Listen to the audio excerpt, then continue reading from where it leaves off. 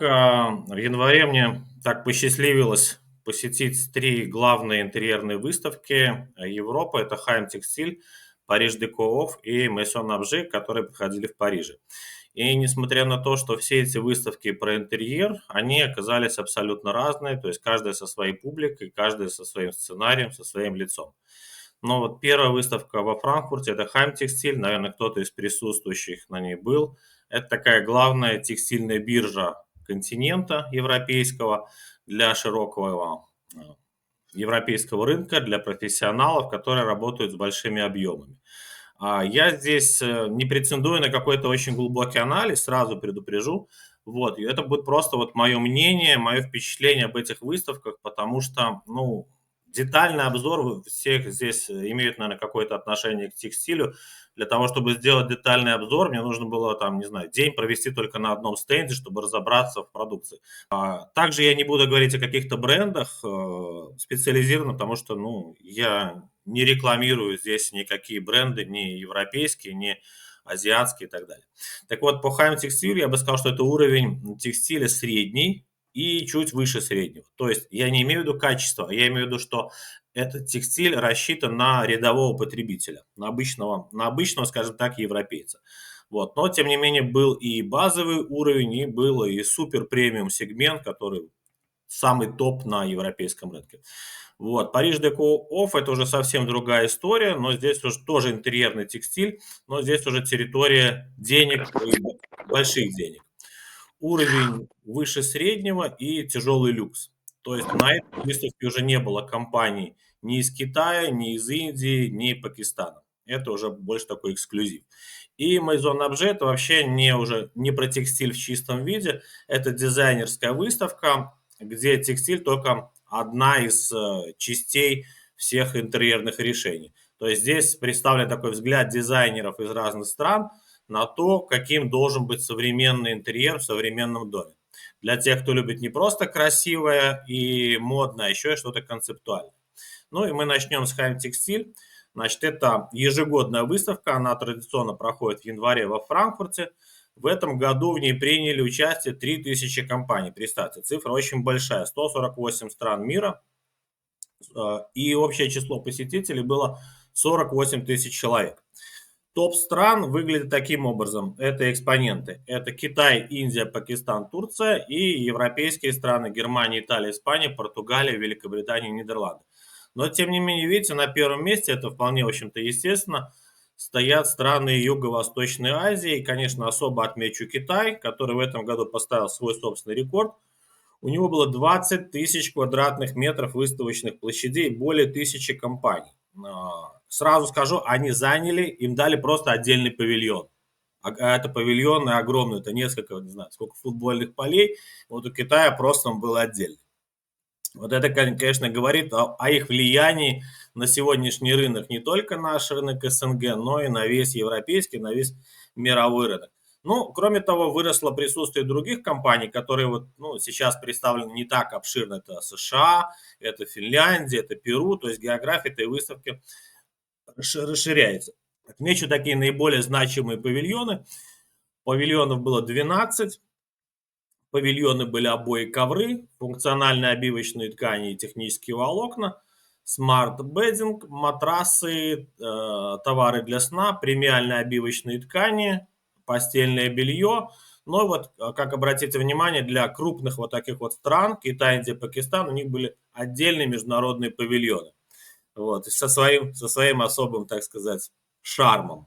Ну и ковры напольные покрытия. Вот это были крупный павильон, и, конечно, обойти всю эту выставку в пределах имеющегося времени, даже если бы я был все время от начала до конца, ее даже просто обойти было невозможно, поэтому каждый выбирал, в общем-то, то, что его больше интересовало. Ну и начнем с трендов, которые я бы выделил на этой выставке. Основные тренды — это экологичность тканей и материалов, причем экологичность, если когда-то она была модой, ну, то есть мода на экологичные ткани, то сейчас это уже не мода, это уже просто требование рынка, и без экологичных тканей ты не сможешь себя продвигать на этом рынке. Вот. Второй важный момент, что рынок интерьерного текстиля — это уже такой сложившийся, состоявшийся рынок. вот, со своими игроками, которые появляются новые, но с большим трудом, потому что здесь за счет количества, за счет демпинга на ценах ты уже не выйдешь. Ты должен брать людей качеством и каким-то эксклюзивом. Например, вот просто приведу такой пример. У китайцев 80% их клиентов это постоянные клиенты, только 20% по результатам выставки это новые. То есть, понимаете, они работают уже, получается, годами с одними и теми же. Ну и третье, вот начинается активное использование искусственного интеллекта уже в текстиле.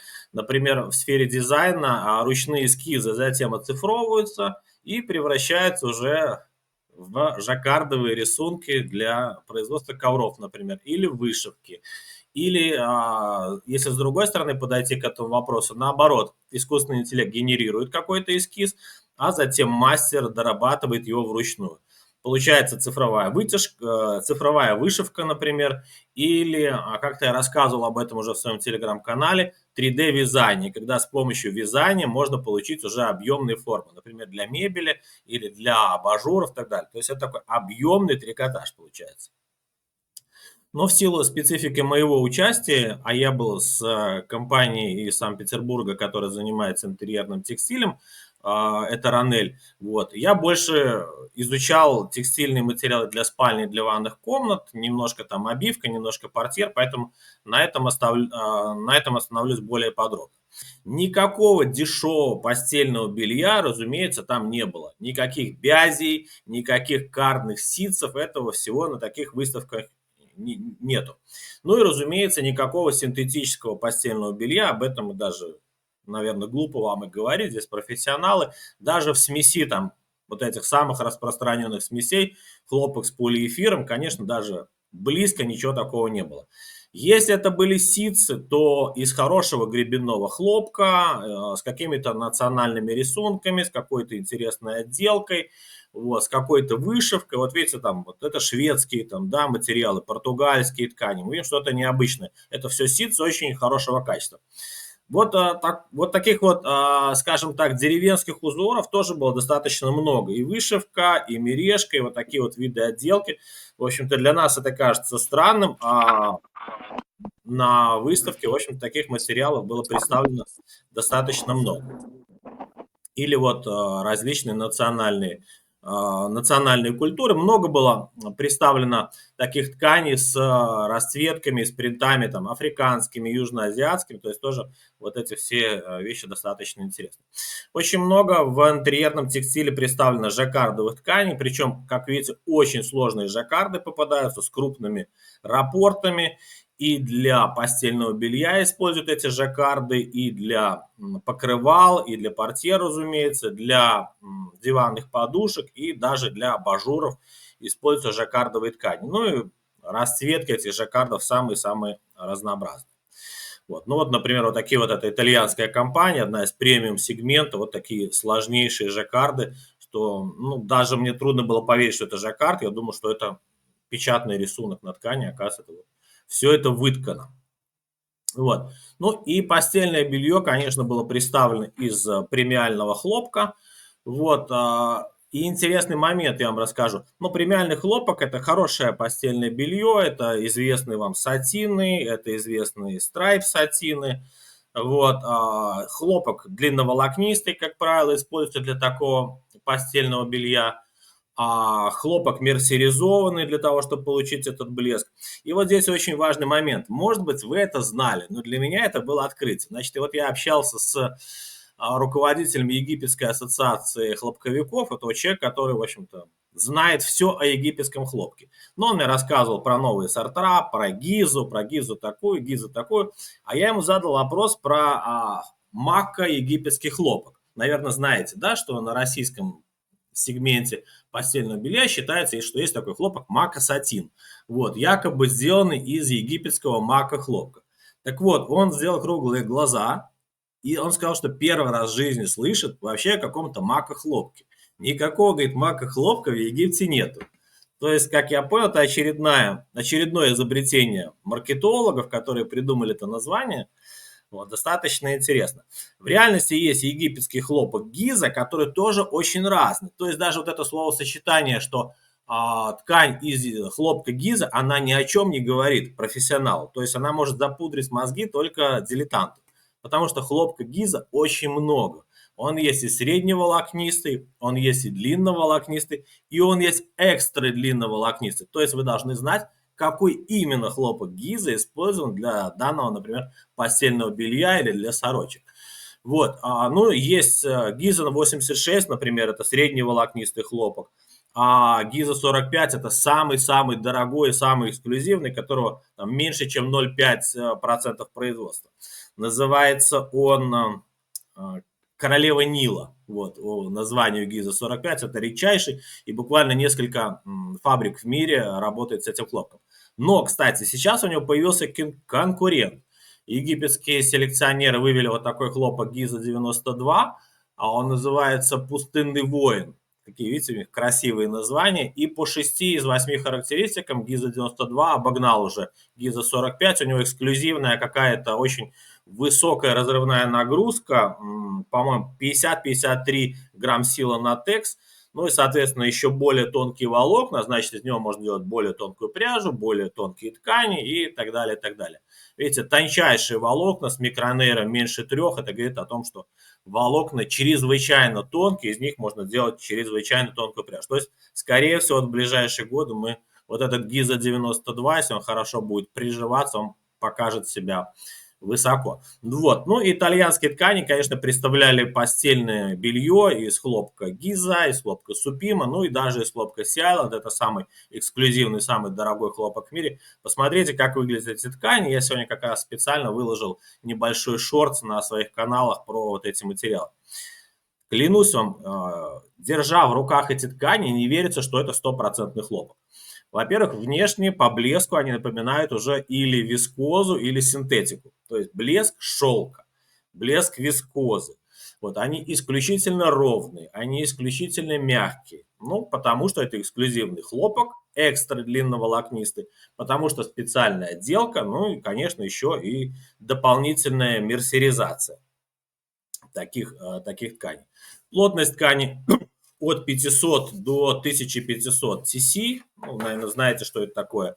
Вот. И основные структуры ткани это перкаль, это сатин, это поплин. Мы сейчас говорим про ткани для постельного белья. Вот. Ну, пряжа используется чрезвычайно тонко, это 10 текс и менее. Даже есть пряжа крученая, порядка 5 текс. Представляете, какая-то тончайшая пряжа.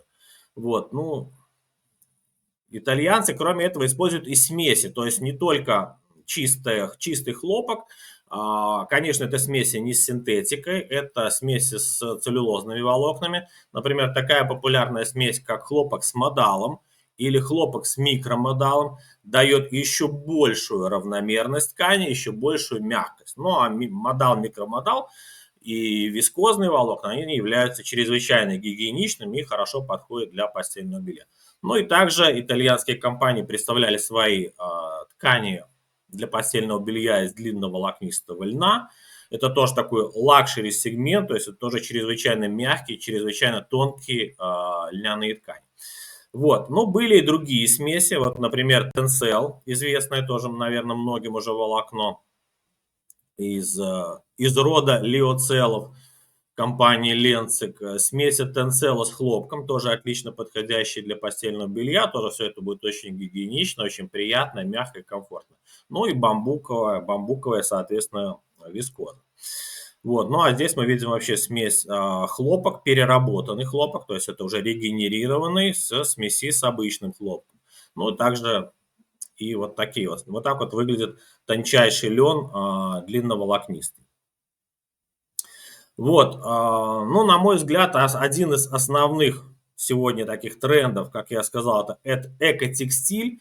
И причем не просто экотекстиль на выставке, а вообще это общеевропейский тренд перехода на экотекстиль. Ну, идея такая, что в жизни нас окружает так много пластика, так много синтетики, что, приходя домой, вы должны попасть в какое-то такое экологичное пространство, созданное из природных материалов, из хлопка, из льна, из стекла, из камня. То есть никакой синтетики, пластмассы должно быть в доме как можно меньше, то есть чтобы вы проходили некую релаксацию, перезагрузку через тактильное взаимодействие или визуальное взаимодействие с этими материалами. Даже если это чистая психосоматика, вы же понимаете, что психосоматика тоже работает для вашего настроения. Даже вот такой пример вам приведу. А, Не знаю, здесь есть и те, кто живут в Европе или нет, но я очень удивился, побывав в нескольких гостиницах за эту поездку, что в гостиницах не было в ведрах пластиковых пакетов. Ну, я вначале думал, что мне просто забыли положить пластиковый пакет в ведро, куда сбрасываешь мусор. А потом, когда я спросил, оказалось, что все, вот мы не кладем пакеты, дополнительно не используем пластик. То есть все как в Советском Союзе, если вы помните, когда еще не было пластика в 80-х, мы просто сыпали мусор в мусорное ведро и потом выбрасывали. Вот. Ну и, конечно, один из популярных направлений в экотекстиле – это органический хлопок. Как раз не так давно я делал о нем передачу, выложенную у меня на канале. Может быть, кто-то из присутствующих здесь помнит, как год назад я делал тоже прямой эфир о грядущем запрете на хлопковые материалы в Европе. То, что нас ждет, ну, их ждет, хорошо. Вот. Но, тем не менее, это связано с тем, какой вред наносит выращивание хлопка нашей планете, экологии. Посмотрите, это интересно, тоже на канале есть и про эти запреты, и про органический хлопок. Так вот, для того, чтобы европейские компании могли продолжить дальше работать с хлопком, они должны работать только с хлопком, который не наносит вреда экологии. Это хлопок органический, тот, который выращен без применения пестицидов, гербицидов, ГМО и так далее. И, конечно, европейцы сразу же бросились осваивать эту историю, чтобы сохранить свое влияние на рынке. И поэтому очень много, посмотрите, вот они изделия, органический хлопок, лиоцел с органическим хлопком и так далее. Как минимум 2/3 компаний европейских прямо вывешивают сертификаты на своих стендах, чтобы видели, что они работают с учетом всех экологических требований. Причем, как видите, требований этих много, сертификатов много, и чем больше ты вывесишь на своем стенде, значит, сертификатов, которыми обладают твои ткани, тем больше, значит, ты привержен устойчивому развитию в плане экологии. Ну, один из самых, так, немножко пробегусь по сертификатам, их очень много, но чтобы вы про себя представляли. Один из самых важных сертификатов, который задает планку, устанавливает сертификат GOTS, Global Organic Textile Standard. Вот так вот он выглядит. Для органического текстиля это добровольный стандарт, хотите берите, хотите не берите. Он регламентирует всю цепочку. От выращивания хлопка до упаковки уже на прилавке магазина. Полностью аудиторы следят, чтобы хлопок и очищался, и отбеливался без токсичных веществ, не смешивался с обычным хлопком, не использовались никакие вредные красители, не было большого расхода воды, и даже чтобы не использовался детский труд и труд заключенных. Понимаете, вот это вот все объемлет этот ГОТС. Вот. Второй это Экотекст стандарт 100, вот он. Вот, подтверждает, что материалы прошли проверку на наличие вредных веществ и что они безопасны для здоровья. Экостеп, следующий сертификат, вот он, тоже сертифицирует производственные предприятия, оценивает их экологию. Экостеп Made in Green вот, оценивает безопасность продукта, экологичность и социальную ответственность. Better Cotton, вот он, вот так вот выглядит. Такой сертификат, который поддерживает фермеров, которые стали на путь органического земледелия. То есть этот сертификат не гарантирует, что вы покупаете органический хлопок, но тем не менее поддерживает, вы покупая изделия с таким сертификатом, поддерживаете тех фермеров, которые вот хотят перейти на такие устойчивые практики. Вот. Кроме того, есть еще стандарт GRC, он устанавливает требования к содержанию вторичного сырья. Ну и, конечно, вот эти стандарты ISO 9001, ISO 14001, которые поддерживают менеджмент качества и отсутствие вредных веществ. Вот. Теперь немножко еще поговорим про экотекстиль. Были представлены хлопковые ткани, окрашенные натуральными красителями.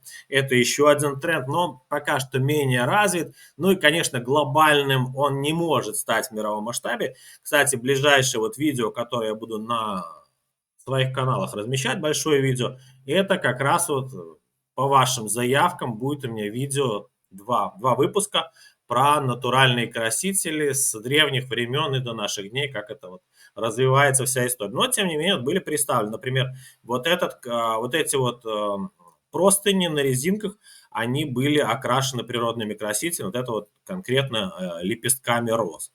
Ярких красок на выставке Хайм Текстиль практически не было. Все были красители такие природные, выцветшие гаммы, песок, глина, охра. Такая тоже отсылка к природным цветам. Ну и за исключением Пьер Карден, который представил свой банный текстиль, все такое было в ярких цветах, ну как у них вообще.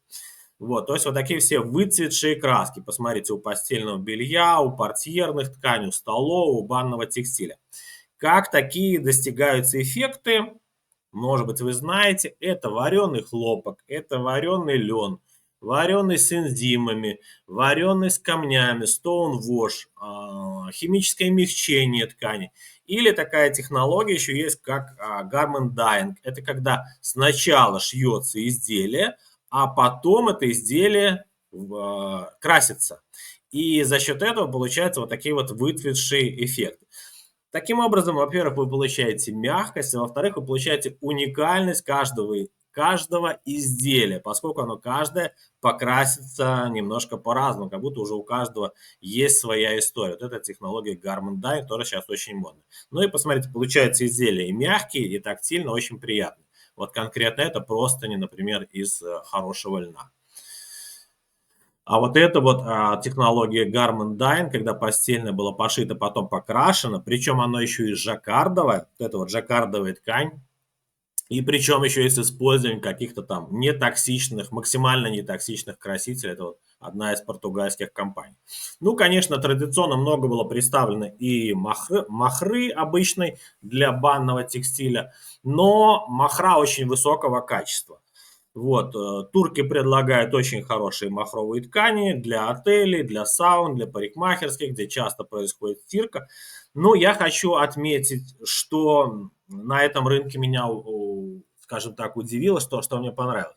Значит, пряжа любая имеет крутку.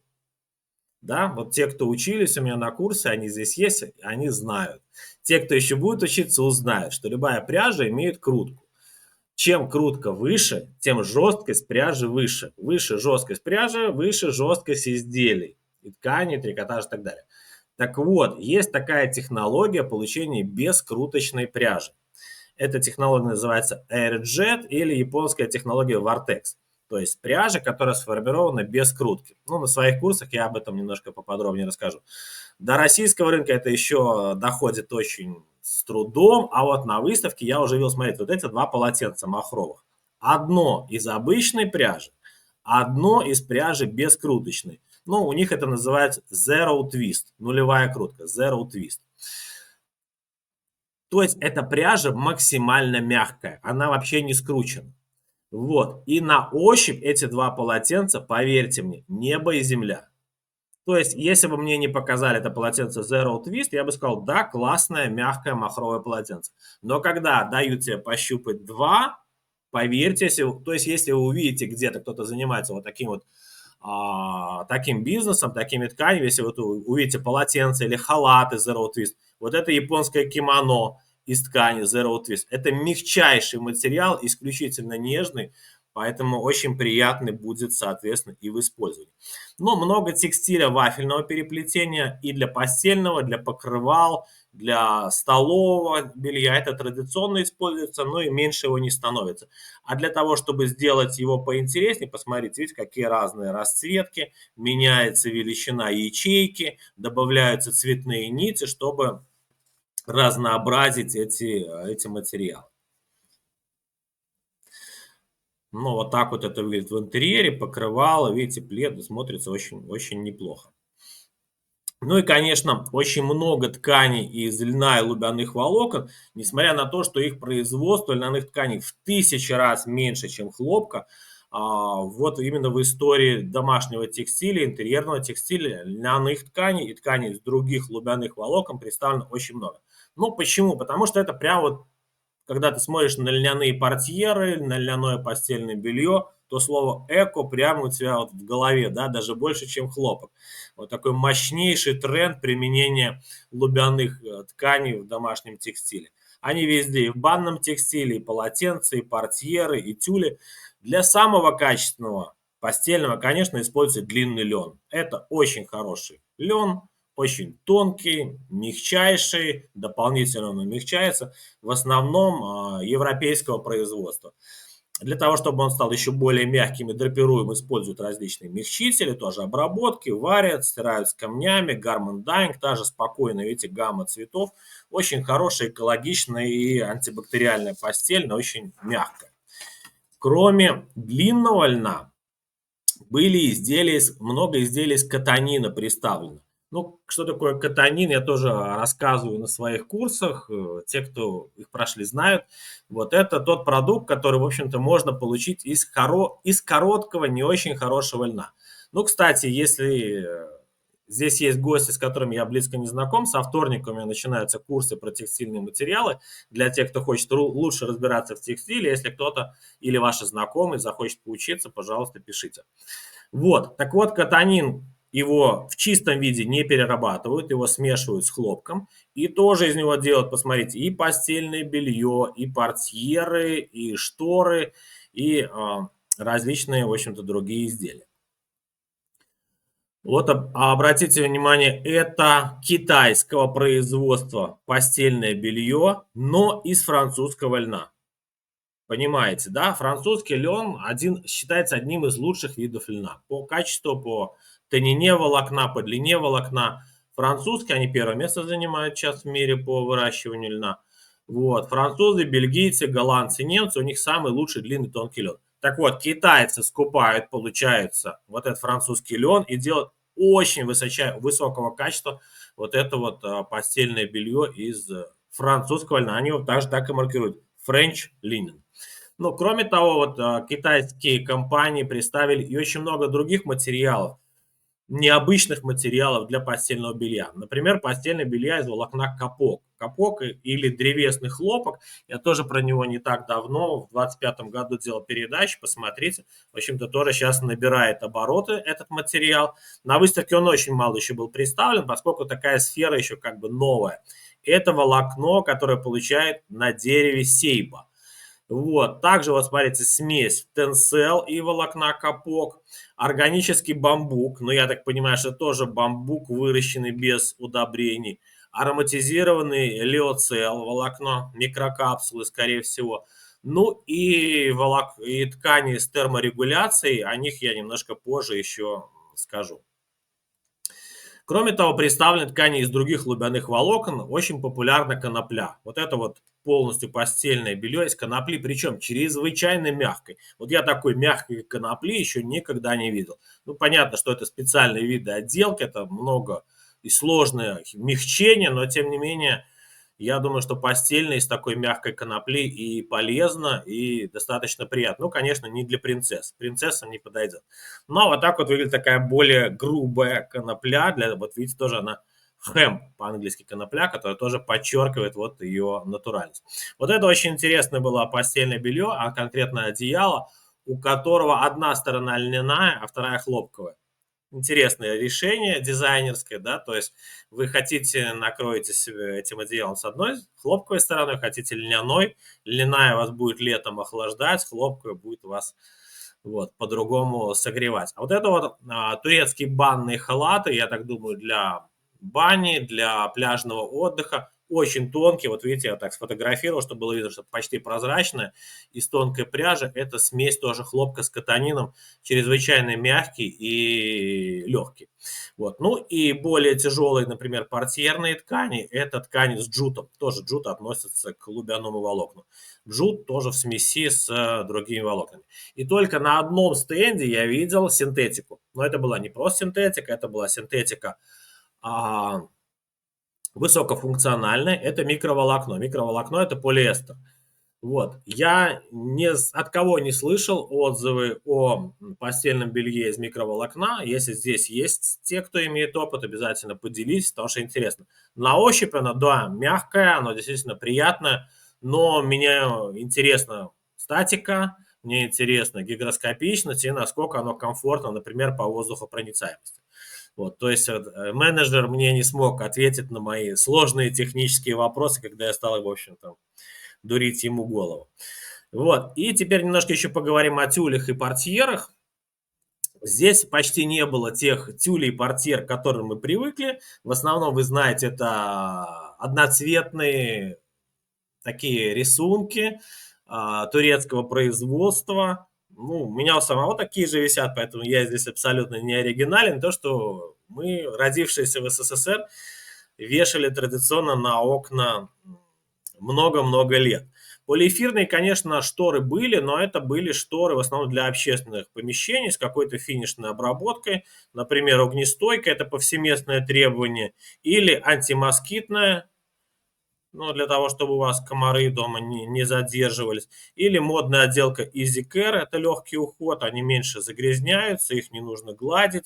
Вот. Из необычных материалов это шторы антипапарацци, про них я тоже уже выкладывал небольшой шорт, который прозрачный только с одной стороны, а то, что у вас происходит в помещении, не видно. Это турецкая компания предлагала.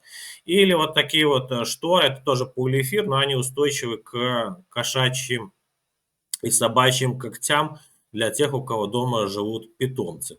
Вот. Ну и много жаккардовых очень интересных штор, тоже с необычными рисунками, из фасонной пряжи с краш-эффектом. Вот, например, это штора, у которой основа хлопковая, а уток льняной. И после обработки получается вот такой вот необычный эффект.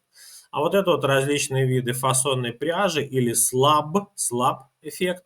Вот. Ну и здесь, конечно, дизайнерам есть куда развернуться, потому что из фасонных пряжи можно создавать огромное количество различных дизайнерских эффектов.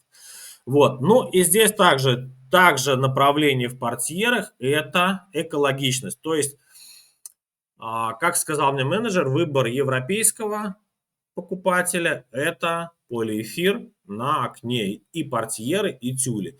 Выбор европейского покупателя – это на сегодняшний день лен, это конопля, это хлопок какой-то интересный. То есть никакой синтетики дома на окна они не вешают. И даже если это полиэфир, посмотрите, это полиэфир, который имитирует лен, утолщения, какие-то вот, видите, там узелки и так далее. То есть это чистый полиэфир, но полученный по необычной технологии, имитирующий лед. Если нету денег на льняные тюли, то, значит, вот повесим полиэфирные, которые его имитируют. То есть здесь вот эти неравномерности рассматриваются не как порок, а как эстетика. Ну и, конечно, вот видите, очень много штор из натурального льна, джута, конопли и так далее. Но перенесемся, не знаю, вот потом скажете, как здесь люди, которые занимаются бизнесом, есть. Вот мне интересно, как вы считаете, готовы ли российские потребители, белорусские, повесить на окна лен или коноплю? Потому что многие до сих пор считают это каким-то деревенским, немодным. В Европе все наоборот. Это супер престижно и говорит о вашей состоятельности и приверженности к экологичным материалам. То есть никаких полиэфирных тюлей и сеточек с искрой там не было. Ну, перейдем в следующий сегмент. Это одеяло и подушки. Этот сегмент был такой более премиальный, потому что наполнители из дорогих материалов – это синтетический пух, это лебяжий пух, гусиный пух, ну и для самых богатых это гагачий пух. Отличаются это материалы по легкости, по формоустойчивости. Есть такой показатель, называется Fill Power. Fill Power показывает, насколько, в общем-то, одеяло восстанавливается после сжатия, насколько долго оно будет сохранять свою форму. Ну и хотя в мире всего в год добывается 3 тонны гагачьего пуха. Представьте, во всем мире 3 тонны. Вот. А это постельная, которая, как правило, изготавливается под заказ, потому что это очень-очень дорогой сегмент.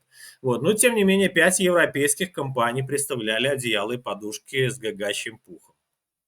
Вот. Много европейских компаний представляло одеяло с наполнителями из различных видов шерсти. Это шерсть яка, шерсть верблюда, альпака, кашемира, ну, в зависимости от вашего кошелька. Очень легкие, очень теплые одеяла. Вот эти вот одеяла, они с антистатической даже не обработка, сама ткань, в ней находится углеродная нить. Вот эта сеточка, если вам видно, это углеродная нить, которая снимает статический заряд. То есть даже если у вас недостаточно влажности в помещении, вы не будете накапливать статический заряд, и это постельное белье. Вот это как-то, это очень комфортная, кстати, история. Вот, были и с микрокапсулами. Вот это вот, например, одеяло одной итальянской фирмы с водозащитной и EasyCare отделкой. Оно такое больше аутдор, там полежать где-то у себя на полянке, посидеть в гамаке, в шезлонге, почитать книжечку. Значит, внутри пух, нейлоновый верх, очень легкий пуховой наполнитель, Fillpower 800, это очень высокий показатель. Ну и представьте, вес такого одеяла 163 грамма. Легчайшее одеяло за счет применения вот всех этих материалов. Ну и очень комфортное, и очень высокофункциональное. И с таким легким весом. Ну а вот эта вот другая компания, датская, представляла одеяло и подушки с микрокапсулами. PCM – это Fast Change Materials, материалы с фазовым переходом. В общем-то, это постельное белье, это вообще эта технология пришла от астронавтов, из НАСА, для того, чтобы контролировали они свою температуру. Ну, про это я как-нибудь обязательно еще сделаю одну передачу, про PCM-материалы. В общем, смысл в том, что они подстраиваются под температуру вашего тела. То есть вам стало холодно ночью, а одеяло вас начинает греть. Вы перегрелись, одеяло вас начинает охлаждать. И вы прям вот всю ночь находитесь в комфортной температуре. Это не только для постельного белья, есть и одежда с PCM микрокапсулами, вот, и подушки, и одеяло, поэтому такое тоже достаточно интересное направление. Ну и одна фирма предложила технологию H Allergen Tech, это пробиоботическая обработка ткани для аллергиков. Поверхность ткани обрабатывается специальными бактериями, и эти бактерии, которые колонизируются на постельном белье, они расщепляют аллерген. Ну, по сути, поедают, уничтожают эти аллергены. От шерсти животных, от пыльцы, от постельных клещей. Ну и, соответственно, постельное белье получается такое неаллергенное, ваше одеяло, для тех, особенно там, кто остро на это реагирует. Вот, с коврами, к сожалению, вот, ну, не было у меня времени посетить на этой выставке ковровые павильоны, но, тем не менее, ковры очень были красивые, те, которые все-таки мне удалось посмотреть, с 3D-эффектами, с интересной выстрижкой, с потертостью, с выношенностью. То есть такое ощущение, что ковер уже там прослужил не одному поколению, и вот эти винтажные эффекты и фактуры тоже очень, очень актуальны. И посмотрите, какие интересные фактуры. То есть вот разная высота ворса, разная высота выстрижки. Посмотрите, вот какие, даже это не нити уже, не знаю, это какие-то объемные 3D-структуры, которые вот выступают на поверхности ковра. Вот это вот будет лицевая сторона. Вот представьте, что вы ногами ходите, еще массажный эффект получаете какой-то при взаимодействии с поверхностью ковра. Видите, нити разной толщины, разных цветов.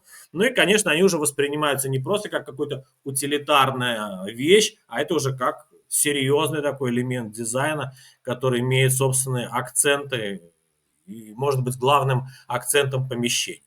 Мебельные ткани, конечно, тоже или они функциональные, потому что, ну, обычные мебельные ткани нет смысла, конечно, вести на такую выставку. Значит, или они обладают каким-то очень высоким функционалом, или какие-то интересные дизайнерские решения. Ну, какие могут быть функционалы? Это может быть очень высокая износостойкость. Износостойкость материалов определяется тестами по Мартиндейлу. Вот, есть определенные лимиты для мебельных тканей, и вот там, например, компания заявляет, у меня износостойкость там около 100 тысяч циклов по Мартиндейлу, это высочайший показатель. Вот. Ну или это, например, для общественных помещений, понимаете, там рестораны, кафе, гостиницы, где сидит много людей постоянно, то, конечно, износостойкость должна быть высокая. Огнезащитная отделка обязательно на сегодняшний день. Это уже не желание, это уже обязанность тех, кто выпускает такие материалы. Что интересно, огнезащитная отделка наносится на ткань с одной стороны, с внутренней. Почему? Чтобы внешнюю сторону, которая должна обладать каким-то эстетическим эффектом, оставить и жесткость не повысить, а обрабатывается внутренняя сторона ткани, которая не видна, но тем не менее этого достаточно, чтобы препятствовать распространению пламени. Ну и Easy Care отделка, конечно, тоже обязательно для, ну, желательно, да, для общественных помещений. Ну, а также отделка от когтей животных и домашних питомцев. Ну или вот такие вот интересные национальные элементы для мебельных тканей.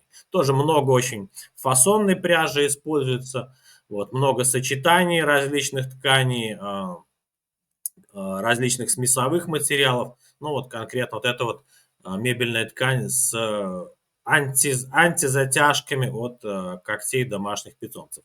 Вот. Фирма Ленцинг представляла все свои экологичные материалы. Это вискоза, это тенсел, это микромодал, это модал. Фирма Ленцинг– это лидер мирового производства искусственных волокон, который обеспечивает все экологические показатели. То есть нельзя сказать, что там вискоза не экологичная, да, ее производство. Если она выпущена с учетом всех экологичных стандартов, то она не наносит вреда природе, ну, минимально, да. Или модал, или тенсел, это тоже там есть отдельные передачи, и буду я еще дальше продолжать. И на курсах мы тоже про эти волокна говорим. Ну, много было представлено такого текстиля для пледов и одеял, конечно, тоже из хороших материалов. Это кашемир, монгольский, непальский кашемир, шотландская шерсть, ирландская шерсть, английская. Смеси интересные, смесь кашемира с мериносом, смесь мериноса с шелком, пледы из яка и верблюда, различные твиды интересные итальянского производства. Ну, конечно, перуанцы представляли изделия из альпака. Вот здесь мы видим натуральные расцветки альпака. Видите, у него своих расцветок хватает. И, конечно, больше ценится альпак именно не окрашенный. Вот это вот, например, кашемир с шелком непальского производства. А вот этот плед, он монгольский кашемир. Вот. Ну, вернее, Ирландия, Англия, Шотландия, она традиционно использует другую шерсть. У них грубая шерсть. Вот если вы помните, вот эти пледы шотландские, может быть, у кого-то они были во времена СССР, они вот такие могут быть колючие, но они очень теплые. Тем не менее, это своя, в общем-то, своя технология. Это твиды. Кстати, тоже про твиты у меня уже готова передача, интересная, надеюсь, тоже вам понравится в скором времени она выйдет. Это расцветки клановых тартанов шотландских, это различные виды саржи, различные тоже очень много интересных эффектов. Или вот, например, палантины 100% верблюжьего волокна, или вот мне понравились шерстяные итальянские палантины из шерсти, они двухсторонние, да, то есть это вот дает интересные возможности для комбинаций, когда вы обматываете шею для утепления. Видите, можно выбрать различные эффекты. Ну и на одном стенде вы, наверное, видели, да, мне удалось первый раз в жизни подержать викунью. Вот это палантин из викуньи, натуральный цвет, самое дорогое волокно в мире. И также перуанская компания, она представила ее еще в двух цветах, бордовый и вот такой зеленый. Ну, не знаю, для чего это, мне кажется, что для того, чтобы подчеркнуть, если у тебя уже есть деньги на такой материал, то, конечно, уже надо использовать ее натуральный вот этот вот рыжий цвет. Ну и мы переносимся с вами на следующую выставку, это Париж Деко Офф. Вот, совсем другой формат, очень интересный. Такого я первый раз в жизни был на этой выставке. Конечно, это очень необычно, потому что выставка проводится не в выставочном центре, она проводится прямо в центре Парижа. То есть целые кварталы Парижа выселяются. Ну, выселяются, понятно, не жители, а выселяются первые этажи зданий. Не просто так выселяются, им платят огромные деньги, безумные деньги за то, чтобы 3 дня, 4 дня разместить свою экспозицию в их павильоне. То есть выселяются кафе, парикмахерские, маленькие гостиницы, магазинчики, и в центр Парижа въезжают дизайнеры лучшие со всего мира. Никто, поверьте, не против уехать, потому что те деньги, которые они получают за эти дни, они потом будут арендовать это помещение еще полгода. Вот. И вот центр Парижа превращается просто в такую Мекку, куда приезжают все дизайнеры со всего мира. Это бесплатно. И ты просто гуляешь по Парижу, по левому, по правому берегу Сены и заходишь вот в эти вот бутики, а их было 150 мировых текстильных домов, которые вот были рассредоточены по нескольким кварталам. Курсируют бесплатные трансферные маршрутки, которые тебя быстренько перевезут из одного дома в другой. Ну и здесь, конечно, каждый уже чтобы привлечь к себе внимание, по-разному вот это делал, да. Например, там одна компания сняла номера отеля «Ле Бристоль», это один из самых дорогих отелей, в действующую ткацкую мастерскую, где показывали свои ткани, свои материалы. Или такая компания английская Little Green, она предлагает краски и обои, тоже более высокого качества. Здесь уже все было подороже. Я бы сказал, здесь уже не средний плюс, а здесь уже люкс и такой тяжелый люкс.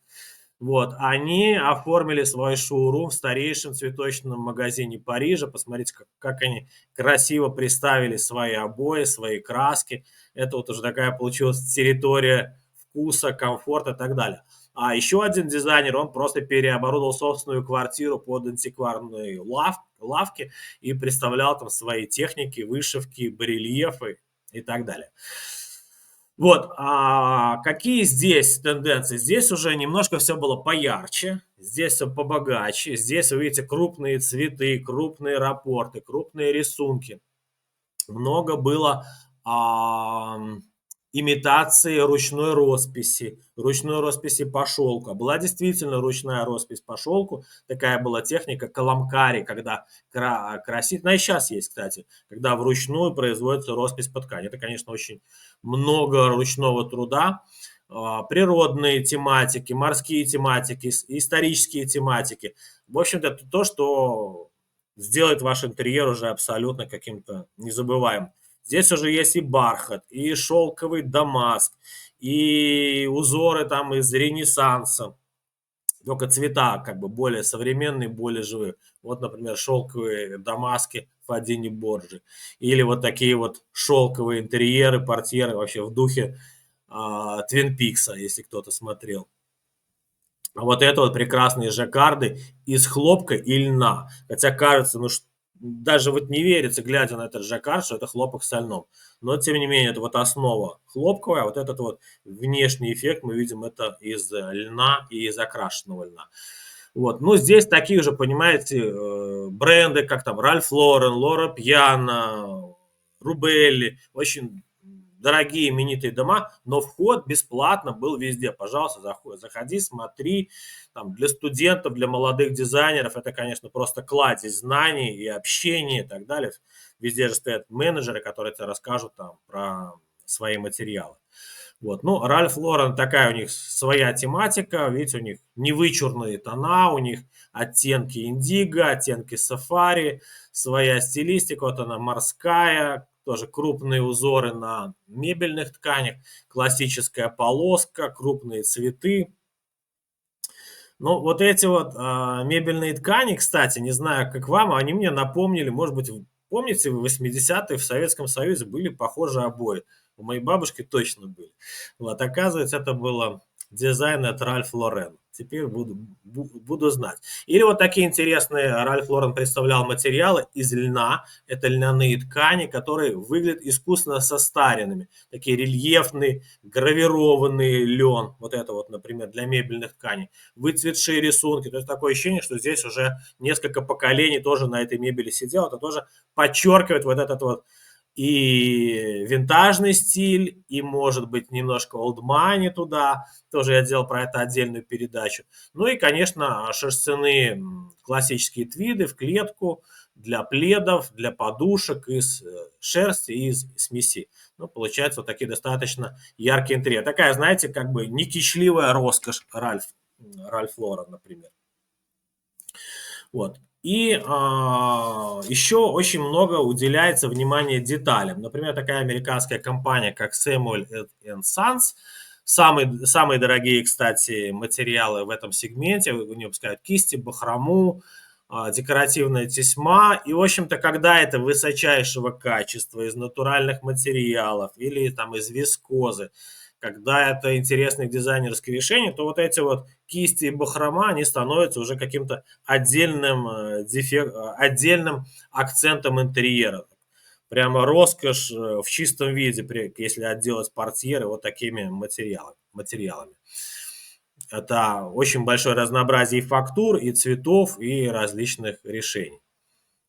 Хотя Ну, для нашего традиционного покупателя, мне кажется, что сказали бы: "Фу, да, это слишком вычурно и слишком как бы при не знаю, режет глаз", возможно, да. Вот, очень интересные шелка, портьерные, мебельные. Крупные рисунки, с животной тематикой, с геометрическими рисунками. Видите, вот такие вот размытые рисунки или с крупными рапортами, где-то там старинные гобелены они имитируют. Китайские шелка с подкладом, портьерные шелка. В основном это жаккардовые рисунки, вот портьерные ткани, жаккардовые подушки жаккардовые. Или вот, например, такая очень интересная технология, может быть, вы знаете, но я первый раз видел такие материалы, когда сначала готовится основа шелковая, затем эта основа красится, а только затем ткется, и тоже шелковым утком. И за счет того, что у нас окрашена основа, а уток не окрашен, получается вот такой, видите, размытый, как будто вот винтажный рисунок с такими размытыми акварельными цветами. Или вот, видите, вот такие вот сложные жаккарды из хлопка и шелка. Тоже очень интересные для портьер и для мебельных тканей. Кроме того, появляются вот такие вот интересные эффекты. Вот, например, здесь это льняные портьеры, на котором как будто бы мы видим капельку краски, как будто бы это дефект печатания. На самом деле это дефект, превращенный в эффект, как мы иногда говорим. Вот, получается такая клякса, и теперь это уже не дефект, это уже дизайнерское решение. Или вот льняная портьерная ткань, окрашенная градиентными красителями, которые плавно переходят из белого в более темно-желтый цвет, ну и так далее. Вот, хлопковая основа и льняной уток, или лен плюс шелк, очень необычное сочетание. Двухсторонние жаккарды, посмотрите, как смотрится интересно. Вот двухсторонний жаккард. Вот это вот лен с шелком. Тоже за счет лен дает нам эту гладкость, этот блеск. Вернее, шелк дает гладкость и блеск, а лен дает вот этот вот внешний структурный эффект. А вот это вот одна жаккардовая портьера, и вид с одной и с другой стороны. Тоже видите, какой получается интересный эффект. А вот это вот итальянские портьеры, которые выполнены, и если на них внешне посмотреть, они похожи на трикотаж. Видите, как будто здесь петельный столбик, эффект трикотажного полотна. На самом деле это ткань жаккардового переплетения, и этот жаккард получен, вот, специальный жаккардовый рисунок на жаккардовых ткацких станках, имитирующий вот этот трикотажный рисунок. Ну, или вот это вот называется шеврон эффект. Или краш эффект, тоже интересная технология, когда сначала льняная ткань проходит обработку Stone Wash, а только потом наносится на нее печать. В результате краситель наносится неравномерно, получаются такие вытертые краски и слегка сжатый эффект. Ну и, конечно, здесь тоже много было на этой выставке и льняных, и джутовых, и конопляных портьер.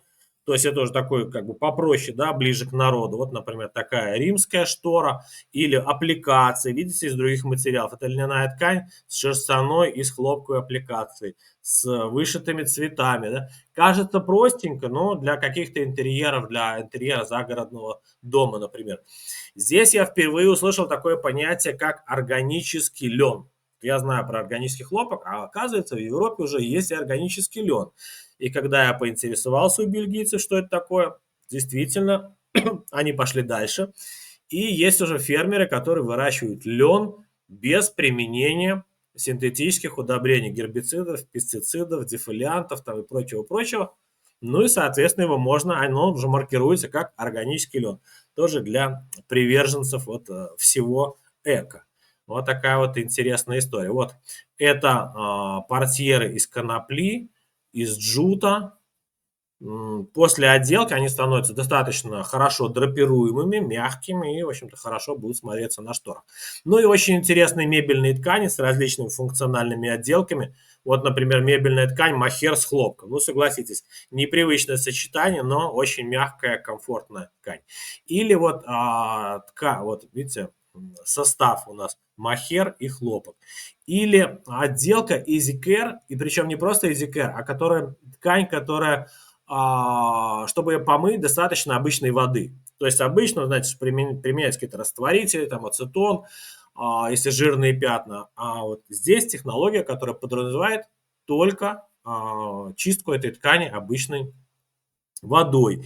И желательно олеофобная отделка для общественных помещений, для того, чтобы ткани не впитывали жиры, масло, особенно если мы говорим про кафе, про ресторан и так далее, значит, это олеофобная отделка. Ну и, конечно, для защиты от домашних животных и материал, видите, и антибактериальный, и водонепроницаемый, и с высоким Martindale, Oil Repellent, то есть масло непроницаемое и так далее. Это все, что касается, ну и очень интересные рисунки.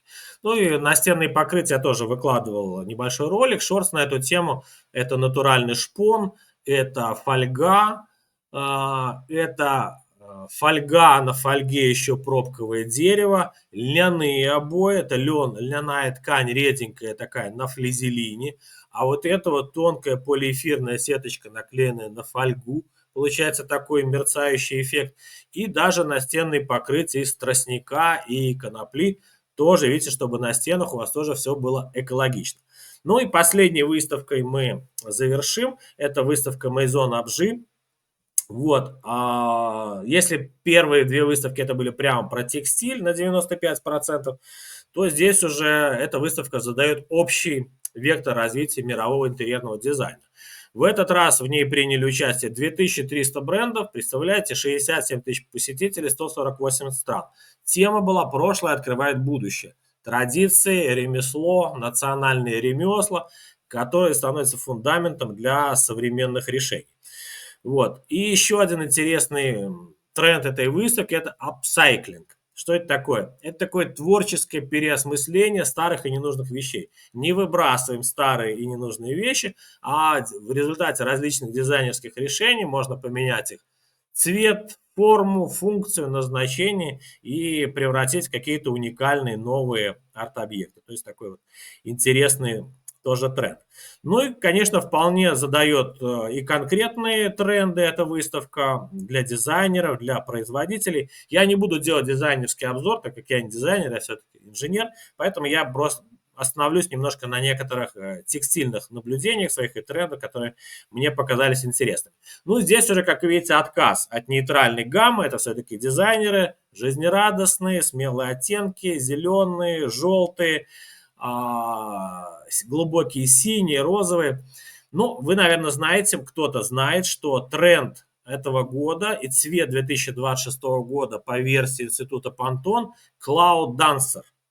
Это облачный танцор. Вот так вот выглядит цвет 2026 года. Это такой молочно-белый приглушенный воздушный оттенок, как символ спокойствия, ясности и чистоты. Так что берите себе на вооружение для своих новых коллекций. Вот. Ну и тоже, конечно, здесь в дизайне максимально используются различные натуральные материалы. Это ткани из натуральных волокон, это стекло, дерево, керамика для коллекций. Вот такие вот неугловатые формы, плавные, текучие, мебель с мягкими линиями. Вот, то есть уже не просто как мебель, а как какой-то предмет искусства для создания уюта.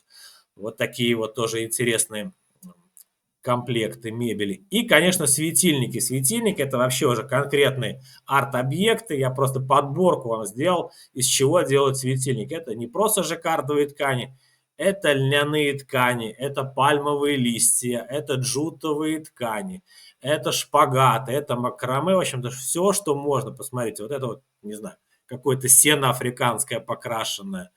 Вот, это вот джутовые конопляные веревки из грубого льна, это пальмовые листья, это тонкая льняная сеточка, грубая льняная ткань, сложные 3D-формы из льна с, видно, каким-то закрепляющим составом.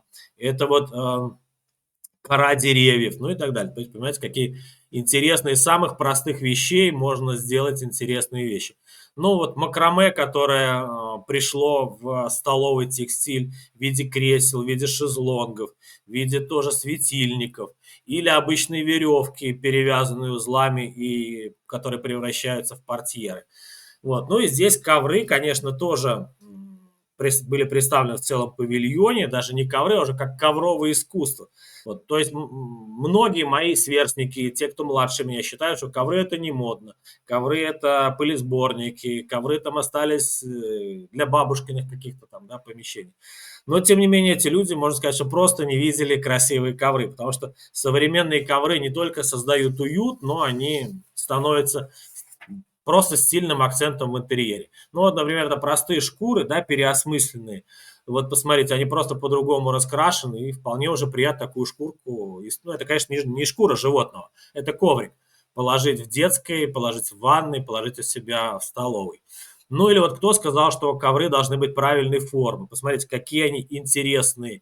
Вообще неправильной формы, абсолютно замысловатых, неправильных, с разной высотой ворса, с разной выстрижкой, разных цветов, разных фактур, разной формы, комбинация различных материалов, комбинация различных видов волокон. Вот, и получается, ну, очень интересный материал, который, конечно же, абсолютно не стыдно положить у себя дома. Вот. А вот это, кстати, тоже интересные были чехлы для грелки. Помните, такие были грелки резиновые в Советском Союзе? А это те же резиновые грелки, только чехол у них из альпака, из шерсти, поэтому грелка это будет максимально комфортно. Вот если взять ее, например, в поход и набрать горячей воды. Конечно, был здесь и лакшери-сегмент премиального итальянского хлопка из лучших видов хлопка: Гиза, Sea Island, Supima, с высокой очень плотностью TC от 600 до 1000. Вот, это, конечно, супер все дорогое. Понимаете, такие ткани, вот о которых я вам сегодня рассказывал и с выставки Париж Деко, они не выпускаются массово. Это ткани, которые в год выпускаются 150-200 метров. Поэтому цена у них там начинается где-то от 50 евро и 200 евро за метр. Вот. И такие ткани, ну, конечно, на склад они не выпускаются. Кстати, насчет склада. Вот новое веяние пошло из Европы, очень интересное, на мой взгляд, очень правильное. С 26 года, по-моему, с июля запрещено выбрасывать одежду. Законодательно. То есть многие бренды, выпустив одежду, не распродав свои коллекции, они просто утилизируют, сжигают, попросту говоря. Потому что дешевле сжечь, чем переработать. Так вот, с июля месяца это будет запрещено. Если у вас не распродана коллекция или как там на маркетплейсах возвраты и нереализация, вы должны или ее подарить, или продать по какой-то там очень сниженной цене, или переработать. Все, выбрасывать одежду больше нельзя. Это очень хороший тренд на самом деле. Вот, значит, что касается элитного текстиля, посмотрите, вот эти вот постельные тоже, конечно, из длинного волокнистого хлопка, мерсеризованного, тончайшая пряжа, Sea Island, Supima, Giza, или вот полотенце Эгоист, да, характерное название, Grand Эгоист. Представляете, это полотенце, которое сделано из хлопка Sea Island. То есть, насколько ты должен себя любить, чтобы позволить себе такое полотенце. Или вот это вот коврик для ванной, который сделан из экстра длинного волокнистого хлопка Гиза. Но это вот несколько итальянских компаний предлагают такие вот материалы. То есть, что всегда найдется покупатель, для которого цена вообще не имеет значения, просто хочет самое лучшее. Ну вот интересное сочетание постельного белья из хорошего хлопка и кашемирового пледа. Вот видите, все сделано в одной цветовой гамме и в одном дизайнерском решении. Или вот такие очень красивые вышивки на постельном белье, на покрывалах из хорошего хлопка. Вот, ну, тоже много очень, и на этой выставке было льняных штор, льняных тюлей. Видите, вот я вам показал разные интересные отделки. Это полиуретановая нить здесь находится. Это стопроцентная конопля выделанная, столовый лен, передники из льна, даже шоперы из льна. Поскольку это очень полезно, понимаете, вот эти полотенца кухонные и полотенца для лица из льна, они очень полезны, потому что лен является антибактериальной тканью. И вытирая лицо, например, вот я всю жизнь вытираю после бритья лицо льняным полотенцем, потому что этим вы убиваете микробов, не даете им размножаться. И просто очень приятно вытереться полотенцем из стопроцентного длинного льна. К сожалению, сейчас его найти достаточно сложно, потому что длинный лен Ну, не знаю, вот в Беларуси, там, где я живу, сейчас очень трудно найти полотенце из хорошего льна. А вот это вот сочетание из хлопкового полотенца высокого качества, но обделанное, видите, льняной такой вот льняной отделкой. Вот. А вот это вот стенд испанского мохера, мохер из ЮАР. ЮАР является крупнейшим производителем мохера. Вспоминаем тоже шарфы из детства, длинные, пушистые, разноцветные, или вот с такой, видите, интересной отделкой кожаной, очень красивые. И стенды, конечно, итальянского кашемира. Это такой самый высокий уровень люкса, итальянский кашемир. Очень дорогой. Ну, в основном это монгольский, китайский кашемир. Вот, кашемир с мериносом, кашемир в чистом виде. Даже были смеси кашемира с викунией. Это, конечно, все очень дорого, но это вот все самого высокого качества. Ну и, кстати, эко-кашемир, тоже меня подписчики спрашивали периодически, что это такое. Я сам не знал, что это такое, эко-кашемир. Но поговорив с производителями, значит, эко-кашемиром они называют неокрашенный кашемир. Неокрашенный, который не прошел никакой химической обработки. Вот, соответственно, значит, здесь будут максимально сохранены его свойства. На этом мой обзор закончился. Были прощупаны сотни метров ткани. На огромной скорости мы там носились между этими павильонами, чтобы увидеть и услышать как можно больше. Вот, поэтому осталось такое ощущение, конечно, красоты новой, новых решений, новых, может быть, идей, которые будут появляться после этой выставки. Спасибо, что вы были со мной. Еще раз приглашаю на курс, если кому-то это интересно. Сергей Сергеевич, добрый день. Еще раз хотела послушать про Zero крутку, вот эту вот нулевую крутку. А что относительно прочности такого волокна? Точнее, нити. Волокна пряжи. Значит, Пряжи, да. по прочности она прочнее, чем Open End, но слабее, чем кольцевая, но ближе к кольцевой. То есть она достаточно прочная, никаких проблем нет в переработке. Понятно. То Вот. И есть, когда она впервые появилась на рынке, это было, наверное, лет 10 назад, вот, то в первую очередь ее именно позиционировали производители для полотенец. Для полотенец и для банного текстиля, для халатов, потому что она чрезвычайно мягкая. Добрый вечер, Сергей Сергеевич и все гости. А подскажите, пожалуйста, про катанит. Я так понимаю, что есть отдельная передача? Не, про катанин я еще пока не делал. Объясню, что это такое в двух словах. Значит, смотрите, есть лен короткий, есть лен длинный. Длинный лен – это хорошо, буду так очень просто говорить. Длинный лен хорошо, короткий лен плохо. Из длинного льна можно делать все то, что я вам сегодня показывал. Из короткого льна нельзя сделать ничего хорошего. Из него раньше делали только мешки, вот в которых там картошку возили. Вот. А в мире в основном производится, ну, большая часть льна, которая получается в мире, это короткий лен. И вот есть такая технология, называется коттонизация, слово коттон. Когда вот этот короткий лен и отходы переработки длинного льна приводят в состояние путем сложных механических, химических и биологических обработок, приводит в такое состояние, то есть дробят этот короткий лен, для того, чтобы стало волокно более тонкое, и по длине оно становится порядка там 30 миллиметров. Поэтому называется катонизация, да, привести его примерно к параметрам хлопкового волокна. И вот из такого льна уже можно делать что-то более-менее приличное. Конечно, из него все равно не сделаешь такие супер ткани, как там из французского длинного льна или из голландского, да, не сделаешь. Но из него уже можно делать хорошие ткани для постельного, для одежды, для сорочек, для полотенец. Но его не перерабатывают в чистом виде. То есть, смотрите, такой вам дам лайфхак. Если вы видите смесь лен, хлопок, никто не напишет вам, что это катанин. Вы должны понимать, что это катанин с хлопком. Потому что длинный лен с хлопком смешивать смысла нету. Он очень дорогой, он дороже хлопка. Мне очень захотелось потрогать Sea Island, хлопок. Как вы думаете, в России где можно это сделать? Я вам могу сказать, что в начале апреля будет выставка интерьерного текстиля в Москве. Вот, я на нее поеду, на эту выставку. Я буду представлять как раз-таки постельное белье Sea Island у одной российской компании. Так что, если будете в Москве 1-2 апреля, я еще анонс сделаю, расскажу про эту выставку.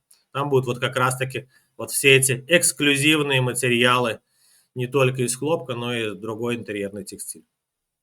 И там можно будет потрогать и даже купить.